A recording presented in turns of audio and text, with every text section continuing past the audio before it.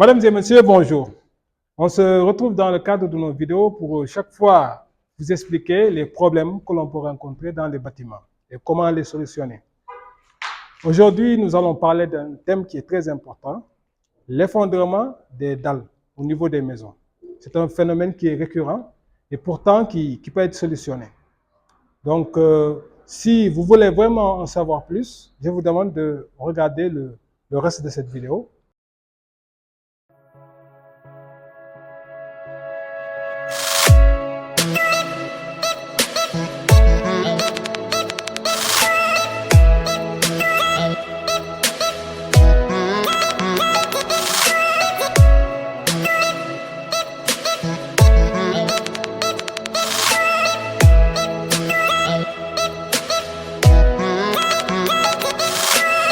Si vous me découvrez dans le cadre de cette vidéo et que la thématique des problèmes que l'on peut rencontrer dans les bâtiments vous intéresse, je vous demande de vous abonner à la chaîne.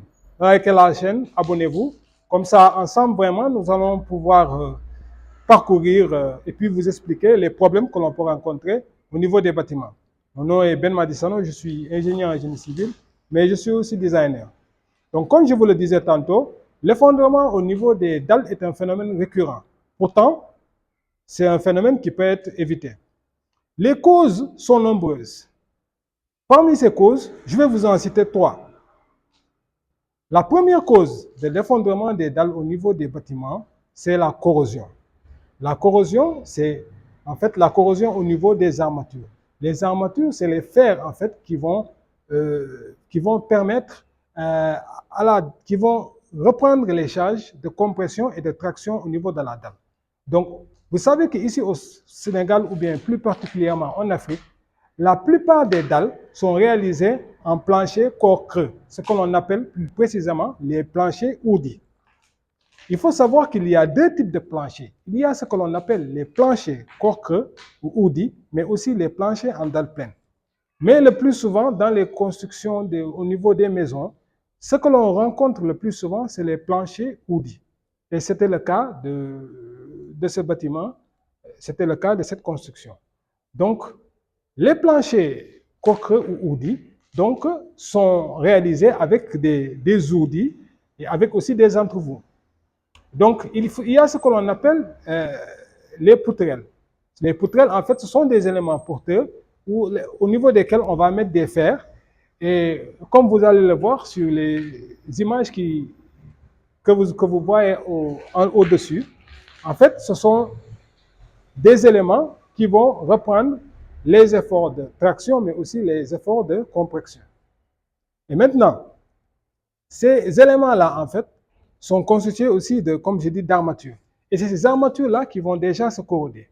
Et maintenant, si les armatures se corrodent, qu'est-ce qu'il va arriver? Il va arriver une diminution des capacités, en fait, portantes de ces éléments-là. Et ce qui peut emmener les effondrements.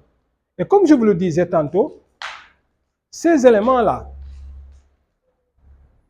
ils peuvent être corrodés. Et la corrosion est due soit à une infiltration d'eau, c'est-à-dire au niveau de la pose des éléments. Si, comme par exemple, on pose les éléments, en fait, on peut citer plusieurs causes. Si vous voyez bien ces éléments-là, quand on pose ces éléments, il faut en fait faire de telle sorte que ces éléments-là, que lorsqu'on va finir de les poser et qu'on mette la dalle de compression, que ces éléments-là, en fait, ne soient pas exposés aux eaux. Et pour cela, il faut mettre ce que l'on appelle une étanchéité. Si vous mettez une étanchéité, vous êtes sûr que ces éléments-là ne seront pas en contact avec l'eau. Pourquoi? Parce que si vous ne mettez pas une étanchéité, il y aura ce que l'on appelle une infiltration d'eau. Et ces eaux-là qui s'infiltrent vont amener ce que l'on appelle une corrosion au niveau des armatures. C'est-à-dire que les armatures vont commencer à se rouiller. Et si les armatures commencent à se rouiller, il y aura ce qu'on appelle un phénomène de contamination. Ça va se propager sur toutes les armatures et vous aurez un affaiblissement de cette structure qui pourra amener un effondrement. La deuxième cause, qui est très importante aussi à savoir, c'est qu'au niveau de la pose des éléments, si jamais les personnes qui posent les éléments, en fait, posent des armatures qui ont commencé à se corroder. Donc, ce qui va se passer, c'est que la corrosion, une fois que le béton va être coulé, va continuer à l'intérieur. Parce que la corrosion, c'est un phénomène chimique. Et donc, quand elle va continuer à l'intérieur, vous allez voir que quand elle sera à un stade très avancé, il y aura beaucoup de chaleur. Et c'est cette chaleur-là qui va commencer à apparaître en de miniatures fissures qui vont augmenter au fil du temps. Ça, nous allons le voir dans d'autres vidéos. La deuxième cause qui est très importante à savoir, comme je vous disais, c'est le fait de confier votre construction à des gens qui ne sont pas des professionnels. Parce que comme je vous le disais tantôt, il y a des éléments à respecter, il y a des principes à respecter, il y a une chronologie à respecter. Et si vous ne respectez pas cette chronologie-là, vous aurez des problèmes qui pourront aller, comme je vous disais, jusqu'à amener l'effondrement de ces dalles-là, suite à une cause qui sera soit une corrosion, soit un effort de compression ou de traction qui sera mal repris. Donc tout ça, c'est très important. La troisième cause que l'on peut citer, c'est un mauvais dimensionnement des poutrelles. Un mauvais dimensionnement des poutrelles va amener ce que l'on appelle un affaiblissement en fait de votre structure porteuse. Et c'est cet affaiblissement-là qui va amener un jour ce que l'on appelle une rupture. La dalle va s'effondrer brutalement. Parce que, en fait, ces éléments-là, c'est eux qui reprennent, comme je disais, les efforts de traction.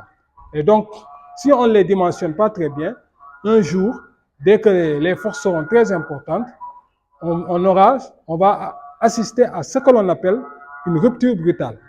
Et donc, c'est le cas des dalles qui vont s'effondrer sans vraiment signe préalable. Ou bien vraiment les signes vont aller très vite. Parce qu'une dalle qui s'effondre, il y aura de petits signes, même si ça va durer quelque temps. Et ça, si vous êtes des professionnels, peut-être vous pourrez savoir comment en fait va se manifester ces signes-là. Mais en tout cas, si vous ne dimensionnez pas bien ces poutrelles-là, vous allez vraiment affaiblir la structure porteuse. Donc, comme je vous le disais, en fait, on assiste à vraiment de nombreux effondrements de dalles. Et pourtant, c'est des phénomènes qui peuvent être évités. Donc, s'il vous plaît, de grâce, quand vous construisez, adressez-vous à des professionnels qui pourront vraiment vous guider et qui pourront vraiment vous aider à avoir un retour sur investissement. Comme je le dis toujours, construire c'est bien, mais construire bien c'est mieux. Donc, sur ces mots, je vous dis au revoir, à très bientôt. N'hésitez pas, inscrivez-vous à la page, likez, comme ça, ensemble, nous allons parcourir les différents problèmes que l'on peut rencontrer dans les bâtiments et comment les solutionner. Nous allons aussi faire d'autres vidéos pour vous expliquer comment nous allons procéder pour réparer ces structures-là, parce qu'ici, il faut aussi savoir que la réparation, en fait, exige un certain nombre de savoirs et il y a beaucoup de techniques qui pourront être utilisées et qui vont, en fait, permettre à la dalle que nous allons réaliser d'être beaucoup plus fonctionnelle. Merci et à très bientôt.